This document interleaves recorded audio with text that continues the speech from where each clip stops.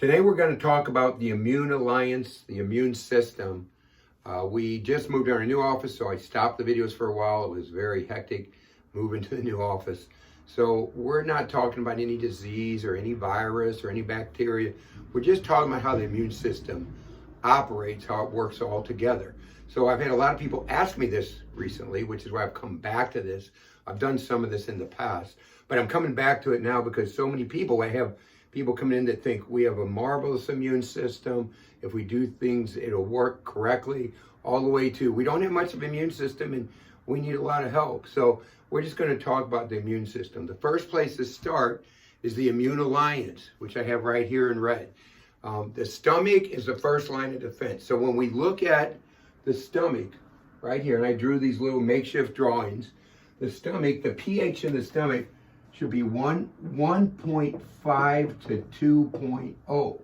It's secreted out of the cells in the stomach called the parietal cells at 0.8, almost pure acid. So 14 is like pure alkaline, 0 is like pure acid, and then 7 is neutral.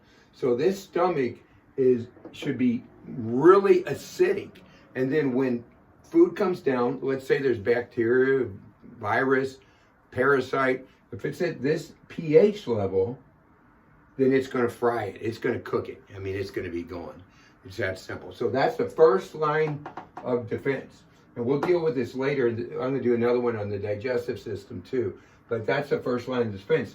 Then we come to the liver. This depicts the liver. So the liver is going to have 6 stages. It's got the first phase 1 detoxification, phase 2 detoxification. Phase 1 is the P450 system that takes a toxin, turns into liquid. Phase 2 will shun out that liquid and get it out of the body. So there's 6 pathways in phase 2. Glucuronidation, glutathione, amino acid sulfation, acetylation, and the last one's methylation. And so those pathways have to be good in clearing your toxins. Most Americans have toxic livers. A lot have fatty livers. A lot have congested livers. So that's going to hamper the immune system. So we want good, healthy livers. So the things that hurt these detoxification pathways, or phase 1 is hurt by antidepressants, antihistamines, trans fats, and the birth control pill. That hurts phase 1 detoxification, which shifts the toxins from more solid toxin to a liquid toxin. So phase 2 detoxification is totally crippled by nonsteroidal inflammatory drugs. So anything that's a nonsteroidal anti-inflammatory drug or an NSAID will hurt phase 2 detoxification. So that's the second line of defense. Now, we're going to look to the colon, because the colon has 80% of our immune system. So the good bacteria, the probiotic, the prebiotic, we want to establish a good, healthy, what's called a microbiome. So when we do things to do that, we can do things that kill bacteria with clinical nutrition, kill the bad stuff, so the good stuff has more room to grow. And so that's what the key is here. We want this to be a great microbiome, and therefore 80% of our immune system.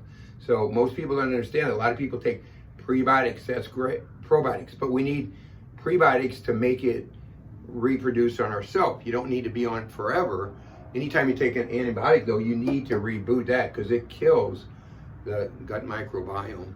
So next we have the spleen over here. So the spleen,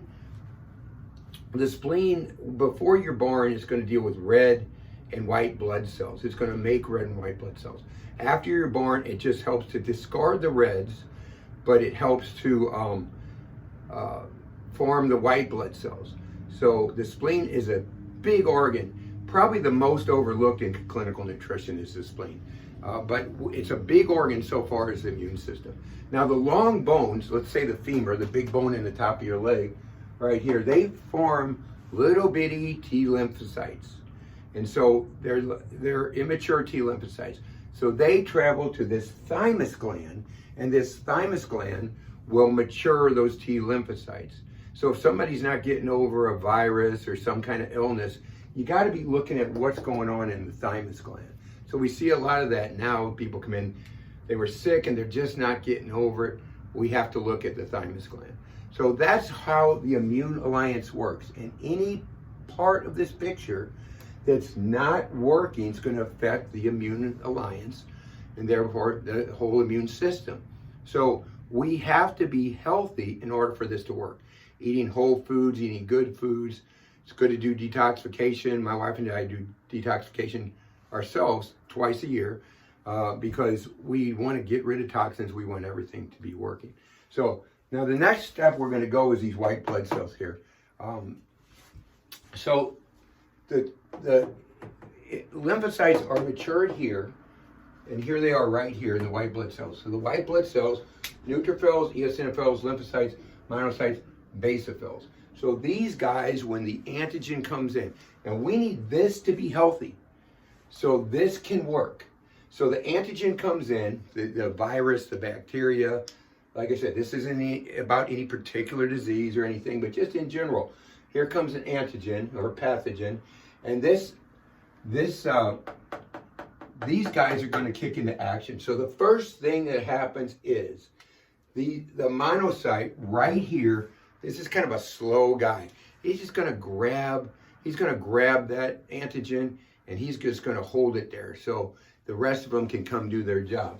And the next line is the B cells and the T cells. Those guys will come. The monocyte has it. These guys come in and start reacting. But what they do is they call these guys, which we call the ninja cells, the ninja killer cells. Cytotoxic T and natural killer cells. So those natural killer cells, the cytotoxic C cells, they come in and they really wreak havoc with the antigen.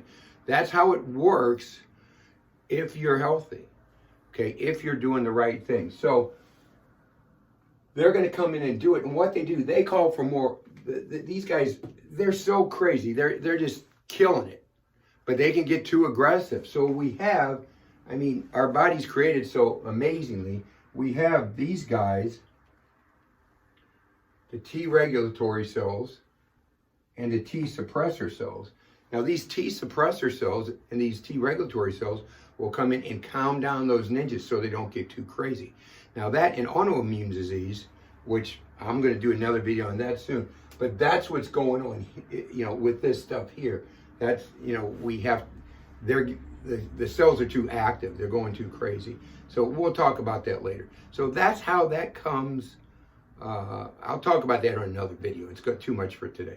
So that's how that all works together. And so if we're healthy, this thing's going to work. But there's, many things we do. We eat bad foods, junk foods, box foods, bag foods. When we need, like I said, we need to eat whole foods, fruits, vegetables, good fats, nuts, seeds, good protein, grass-fed, organic, antibiotic-free, steroid-free, protein choices. So the other thing we got to look at when we look at the immune system is inflammation. So the inflammation is going to cause a problem. When you're overweight, you cause more inflammation. White fat, the extra fat, not the structural fat, not the protective fat, but the extra fat causes inflammation. So that right there messes up your immune system. It's not as strong as it should be. So if you're overweight, your immune system cannot be as strong as it should be. So we do a ton of weight loss here besides everything else we do, and we get people to the weight that's good for them. So when you look at this, you have the extra fat, the yellow fat, causing inflammation. That downregulates the immune system. That's going to mess up the immune system. That a poor immune system causes more inflammation. And inflammation causes more weight gain. So it's a vicious cycle. Yellow fat causes inflammation, causes bad immune system, that causes more inflammation, that causes more yellow fat, and that cycle continues and continues and continues. And as people put on more weight, their immune system's going to get worse. So that's just in a nutshell how the immune system works. The human body is created magnificently to work together, but everything works together. That's what functional medicine is. It works together. Now, when we see a patient in office, we're thinking, how does the immune system work with the endocrine system in this patient? How does that work with the digestive system? How does that work with the pH? So on and so forth. So that's how we do. We look at the function of the entire body. But this gives you just a brief idea of how the immune system works. If we eat good, if we do the right things, if we exercise, everything we could do, in my old office, I had a thing on the window that every decision you make is going to go towards good health or bad health. And we have that big decal coming for our waiting room right now. And we're going to put it on it because every decision we make does make a difference in our health and in our lifestyle and how we enjoy life. So, okay, that's for today. So if you have any more questions about this, you can always call me at 314-843-9355. And I'm going to come back and use this same diagram in a few days and talk about what nutrients are beneficial to each one of these things. I'm not going to go over the whole list, but I'm going to go over just some basic things that people need to know. Thanks a lot. Until next time, make it a great day.